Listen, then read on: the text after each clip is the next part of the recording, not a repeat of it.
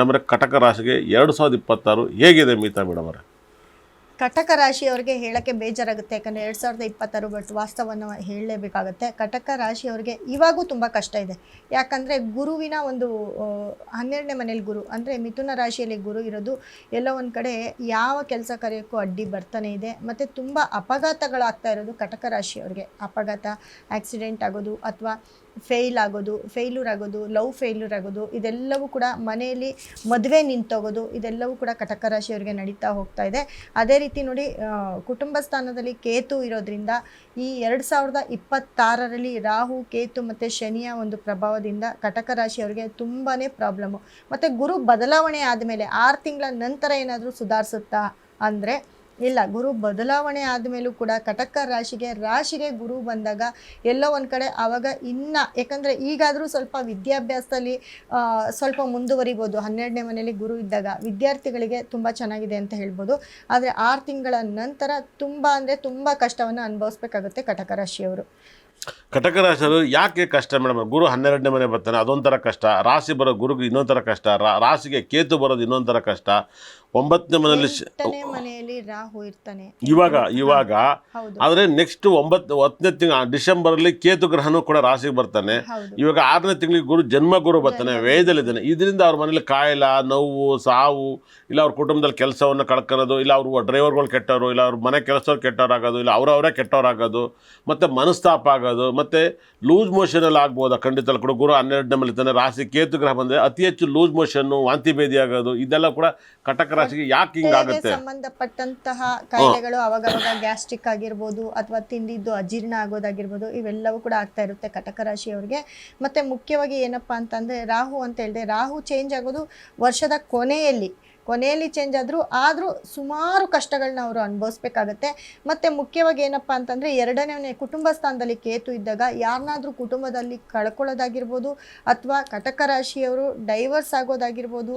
ಯಾಕಂದರೆ ಅವರ ಮನೆಯಲ್ಲಿ ಕಟಕ ರಾಶಿಯವರು ಹೇಗಪ್ಪ ಅಂತಂದರೆ ಒಬ್ಬರು ಹೇಳಿದ್ದನ್ನು ಕೇಳೋದಿಲ್ಲ, ಅಥವಾ ಅವರು ಸ್ವಂತ ಮಾಡಿದಾಗ ಕರೆಕ್ಟಾಗಿ ಮಾಡೋದಿಲ್ಲ. ಅವರ ಡಿಸಿಷನ್ನು ಕೆಲವೊಂದು ಕಡೆ ತುಂಬ ತಪ್ಪಾಗಿ ತಗೊಳ್ಳೋವಂಥ ಒಂದು ಡಿಸಿಷನ್ನ ತೊಗೊಳ್ತಾರೆ. ಹೇಳಿದ ಮತ್ತು ಕೇಳ್ದಿರನು ಕೂಡ ಆ ಒಂದು ಡಿಸಿಷನಲ್ಲಿ ಬಿದ್ದು ಅಲ್ಲೂ ಕೂಡ ಅವ್ರ ಕೆಲಸ ಕಾರ್ಯನ ಹಾಳು ಮಾಡ್ಕೊಳ್ತಾರೆ ಅಂತ ಹೇಳ್ಬೋದು. ಅತಿ ಹೆಚ್ಚು ಕಟಕ ರಾಶಿಯವರು ಹೊರದೇಶದಲ್ಲಿ ಕೆಲಸ ಮಾಡೋರೆಲ್ಲ ಯಾವುದಾದ್ರೂ ಒಂದು ಪ್ರಾಬ್ಲಮ್ಗೆ ಸಿಕ್ಕಾಕೊಳ್ತಾರೆ. ಸಿನಿಮಾ ರಂಗ, ಪೊಲೀಸ್ ಡಿಪಾರ್ಟ್ಮೆಂಟ್ ಕೆಲಸದಲ್ಲಿ ಫಾರಿನ್ ವಿದೇಶದಲ್ಲಿ ಕೆಲಸ ಕಾರ್ಯವನ್ನು ಕಳ್ಕೊತಾರೆ ಇವರು.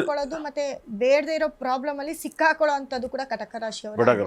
ಅಂದ್ರೆ ಕಟಕ ರಾಶಿಯವರು ಬೇರೆಯವ್ರ ಮಾತಿಗೆ ಕಿವಿ ಕೊಡಬಾರ್ದು, ನೀವು ಕೂಡ ನಾಲ್ಗೆ ಆಚೆ ಹಾಕ್ಬಾರ್ದು ಅಂತ ಹೇಳ್ತಾ ಇದ್ದಾರೆ. ಹಂಗಾರೆ ಕಟಕ ರಾಶಿಯವರಿಗೆ ಶನಿ ಒಬ್ಬ ಭಾಗ್ಯದಲ್ಲಿದ್ದು ಲಾಭಸ್ಥಾನವನ್ನು ನೋಡ್ತಾನೆ, ಅದರ ಸಪ್ತಮಾಧಿಪತಿ. ಆದರೆ ಕೆಲಸ ಇದ್ದು ಕೂಡ ಕೆಲಸ ಕಳ್ಕೊತಾರೆ ಅಂತ ಹೇಳ್ತಾ ಇದ್ದಾರೆ 100%. ಅಂದರೆ ಕಟಕ ರಾಶಿಯವ್ರಿಗೆ ರಿಯಲ್ ಆಗಿ ಯಾವ ಬಣ್ಣ ಲಕ್ಕನ್ನ ತಂದು ಕೊಡುತ್ತೆ? ಕಟಕ ರಾಶಿ ಅವರಿಗೆ ತುಂಬ ಚೆನ್ನಾಗಾಗುವಂಥ ಬಣ್ಣ ಅಂತಂದರೆ, ಯಾಕಂದರೆ ಕಟಕ ರಾಶಿಗೆ ಅಧಿಪತಿನೇ ಚಂದ್ರ ಆಗಿರ್ತಾನೆ. ಸೊ ಬಿಳಿ ಬಣ್ಣವನ್ನು ಅತಿ ಹೆಚ್ಚು ಯೂಸ್ ಮಾಡಿದ್ರೆ ಅವ್ರಿಗೆ ತುಂಬ ಆಗುತ್ತೆ. ಮತ್ತು ನೀಲಿ ಬಣ್ಣ ಅಂದರೆ ಲೈಟ್ ಬ್ಲೂ ಕಲರ್ ಏನು ಬರುತ್ತೆ, ಆ ಬಣ್ಣ ಕೂಡ ಇವ್ರಿಗೆ ತುಂಬ ಪಾಸಿಟಿವ್ನ ತಂದು ಕೊಡುತ್ತೆ. ಕಟಕ ರಾಶಿಯವರು ಯಾವ ರತ್ನವನ್ನು ಯೂಸ್ ಮಾಡಿದ್ರೆ ಒಳ್ಳೆಯದು? ಕಟಕ ರಾಶಿಯವರು ಮುಖ್ಯವಾಗಿ ನೋಡಿ, ಚಂದ್ರನಿಗೆ ಸಂಬಂಧಪಟ್ಟಂತಹ ಒಂದು ಸ್ಟೋನು ನಮ್ಮಲ್ಲಿ ಸಿಕ್ಕತ್ತೆ. ಅದರ ಒಂದು ಸ್ಟೋನ್ ಆಗಿರ್ಬೋದು, ಒಂದು ಬ್ರೇಸ್ಲೆಟ್ ಆಗಿರ್ಬೋದು, ಅದನ್ನ ಯೂಸ್ ಮಾಡಿದಾಗ ಫಸ್ಟು ಅವರ ಮನಸ್ಥಿತಿನೇ ಕೆಡೋದು. ಯಾಕಂದ್ರೆ ನಾನು ಹೇಳ್ದೆ ಇವಾಗ ಯಾರ ಮಾತು ಕೇಳಲ್ಲ, ಅವರು ಓಡ್ತಿರ್ತಾರೆ ಅಂತ. ಸೊ ಅವರ ಮನಸ್ಥಿತಿನ ಕಂಟ್ರೋಲ್ ಮಾಡ್ಕೊಳ್ಳೋದಕ್ಕೆ, ಅವರ ಸ್ಟೇಬಲು ಅಂದರೆ ಯಾವುದಾದ್ರೂ ಒಂದು ಯೋಚನೆ, ಒಂದು ಕೆಲಸವನ್ನು ಕರೆಕ್ಟಾಗಿ ಅವ್ರು ಮಾಡೋದಕ್ಕೆ ಅಂತಲೇ ನಮ್ಮಲ್ಲಿ ಒಂದು ಸ್ಟೋನು ಬ್ರೇಸ್ಲೆಟ್ನ ಕೊಡ್ತಾ ಇದ್ದೀವಿ. ಅದು ಚಂದ್ರನಿಗೆ ಸಂಬಂಧಪಟ್ಟಿರೋದೇ ಆಗಿರುತ್ತೆ. ಮತ್ತು ಬಿಳಿ ಬಣ್ಣದ ಒಂದು ಸ್ಟೋನ್ ಆಗಿರುತ್ತೆ. ಅದನ್ನು ಜಸ್ಟ್ ಅವರ ಮಲಗೋ ಜಾಗದಲ್ಲಿ ಅಥವಾ ದಿಂಬಿನ ಕೆಳಗೆ ಇಟ್ಕೊಂಡು ಮಲಗಿದ್ರು ಕೂಡ, ಅವ್ರ ಬೆಡ್ ಮೇಲೆ ಅವ್ರ ಪಕ್ಕ ಇಟ್ಕೊಂಡು ಮಲಗಿದ್ರು ಕೂಡ ಅವರ ಒಂದು ಮನಸ್ಥಿತಿ ಕಂಟ್ರೋಲ್ ಬರುತ್ತೆ. ಮತ್ತು ಈ ವರ್ಷ ತುಂಬ ಕೆಟ್ಟಿರೋ ಒಂದು ರಾಶಿ ಅಂತ ಅಂದರೆ ಕಟಕ ರಾಶಿನೇ ಆಗಿರುತ್ತೆ 2026ರಲ್ಲಿ. ಅದಕ್ಕಾಗಿ ಅವ್ರಿಗೆ ಗುರು, ಯಾಕಂದರೆ ಗುರು ಅವ್ರಿಗೆ ರಾಶಿಗೆ ಬರೋದ್ರಿಂದ ಗುರುಗೆ ಸಂಬಂಧಪಟ್ಟಂತಹ ಸ್ಟೋನು ಬ್ರೇಸ್ಲೆಟು ಕೂಡ ಅವರು ಯೂಸ್ ಮಾಡಬೇಕಾಗತ್ತೆ. ಅತಿ ಹೆಚ್ಚು ಕಟಕ ರಾಶಿಯವರಿಗೆ ಭಾಳ ವಿಶೇಷವಾಗಿ ನೀವು ಹೇಳಿದಂಥ ಪ್ರಕಾರ ಈ ವಾಮಾಚಾರ ಹೋಗೋಕ್ಕಂತ ಒಂದು ಬ್ರೇಸ್ಲೆಟ್ ಕೊಡ್ತಾರೆ, ಅದೆಷ್ಟು ರಿಸಲ್ಟ್ ಕೊಡುತ್ತೆ? ಅದು ತುಂಬಾನೇ ರಿಸಲ್ಟ್. ಯಾಕಂದ್ರೆ ವಾಮಾಚಾರ ಅವ್ರಿಗೆ ಆಗೋದು ನೆಗೆಟಿವ್. ಇವ್ರ ಮನೇಲಿ ಹಂಗಾರೆ ದೃಷ್ಟಿಕಲ್ಲು ಇಡ್ಲೇಬೇಕಾಗತ್ತೆ, ದೃಷ್ಟಿಕಲ್ಲು ಇಡ್ಲೇಬೇಕಾಗತ್ತೆ. ಮತ್ತೆ ಮುಖ್ಯವಾಗಿ ಅವರು ಕೂಡ ಕೈಗೆ ಈ ರೀತಿ ಬ್ರೇಸ್ಲೆಟ್ ಹಾಕೊಂಡು ತಿರುಗ್ತಾನೆ ಇರ್ಬೇಕಾಗತ್ತೆ. ಬ್ರಾಸ್ಲೆಟ್ ಹಾಕ್ಬೇಕಾಗತ್ತೆ. ಅದು ಹಾಕೊಂಡಾಗ ಎಲ್ಲೋ ಒಂದ್ ಕಡೆ ಇವರ ಒಂದು ದೃಷ್ಟಿ, ಇವ್ರಿಗೆ ಏನಾದ್ರೂ ವಾಮಾಚಾರ ಅದು ಇದು ಇದ್ರೆ ಅದು ಮಾಡಿರೋರ್ಗೆ ನೆಗೆಟಿವ್ ಕೂಡ ಅದು ವಾಪಸ್ ರಿಟರ್ನ್ ಹೊಡೆಯುವಂತ ಒಂದು ತುಂಬಾ ಪಾಸಿಟಿವ್ ಆಗಿರೋ ಒಂದು ಬ್ರೇಸ್ಲೆಟ್ ಅದಾಗಿರುತ್ತೆ. ಪಕ್ಕ ಮೀತಾ ಮೇಡಮ್ ಅವರು ಕಟಕ ರಾಶಿ ಬಗ್ಗೆ ಸಾಕಷ್ಟು ಮಾಹಿತಿನ ನೀಡಿದ್ದಾರೆ. ಅದರಲ್ಲೂ ಕೂಡ ಕಟಕ ರಾಶಿಯವರಿಗೆ ಟೈಮ್ 2026 ತುಂಬ ಲಾಕ್ ಆಗಿತ್ತು ಅಂತ ಹೇಳಿದೆ. ಯಾಕಂದರೆ ಗುರು 12ನೇ ಮನೆ ಇರ್ತಾನೆ ಅಂತ ಹೇಳಿದರೆ, ಗುರು ರಾಶಿಗೆ ಬರ್ತಾನೆ. ಗುರುಬಲ ನಿಮಗೆ 10ನೇ ತಿಂಗಳ ಮೇಲೆ ಬಂದರೂ ಕೂಡ ಡಿಸೆಂಬರ್ಗೆ ಮತ್ತೆ ನಿಮ್ಮ ರಾಶಿಗೆ ಕೇತು ಗ್ರಹ ಬರ್ತಾನೆ. ಹೊಟ್ಟೆಗೆ ಸಂಬಂಧಪಟ್ಟಂಥ ಕಾಯಿಲೆಗಳು, ಲೂಸ್ ಮೋಷನ್ ಆಗ್ಬೋದು, ಸಣ್ಣ ಆಗ್ಬೋದು, ಈ ಥರದ್ದೆಲ್ಲ ಆಗುತ್ತೆ. ಮತ್ತು ಜಾಬನ್ನು ಅತಿ ಹೆಚ್ಚು ಕಳ್ಕತ್ತಿರೋಂಥ ಕಟಕ ರಾಶಿ ಬಗ್ಗೆ ಸಾಕಷ್ಟು ಮಾತನಾಡಿದರೆ, ಕಟಕ ರಾಶಿಯವರಿಗೆ ದಿಷ್ಟಿ ಹೋಗೋಕ್ಕೆ, ವಾಮಾಚಾರದ ಹೋಗೋಕ್ಕೆ ಕೂಡ ಅದು ಸ್ಟೋನು ಮತ್ತು ಕಲ್ಲನ್ನು ಕೊಡ್ತೀನಿ ಅಂತ ಹೇಳಿದರೆ ಅದನ್ನು ನೀವು ಯೂಸ್ ಮಾಡ್ಬೋದು.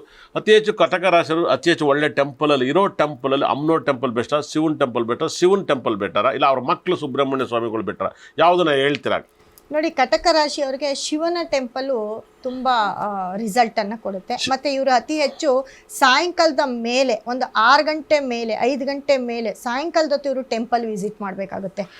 ಮೇಡಮ್ ಅವ್ರು ಹೇಳಿದರೆ ಕಟಕ ರಾಶಿಯವರು ಶಿವನ್ ಟೆಂಪಲ್ ಸಂಜೆ 6 ಗಂಟೆ ಮೇಲೆ ಹೋಗ್ಬೇಕಂತ ತುಂಬ ಒಳ್ಳೆಯದಾಗುತ್ತದೆ. ಕಟಕ ರಾಶಿಯವರಿಗೆ ಈ ಪ್ರಾಬ್ಲಮ್ಗೆ 6 ಗಂಟೆ ಮೇಲೆ ಶಿವನ ಪ್ರಾರ್ಥನೆ ಮಾಡಿ, ಕಟಕ ರಾಶಿ ದೋಷಗಳು ಏನೇ ಇದ್ರೂ ಕೂಡ ಶಿವನ ಮೊರೆ ಹೋಗಿ ಅಂತ ಹೇಳ್ತಿದ್ದಾರೆ. ಖಂಡಿತ ಕೂಡ ಅದಕ್ಕೆ ಸಂಬಂಧಪಟ್ಟಂಥ ಸ್ಟೋನನ್ನು ನೀವು ಮೀತಾ ಮೇಡಮ್ ಅನ್ನು ಸಂಪರ್ಕಿಸ್ಬೋದು.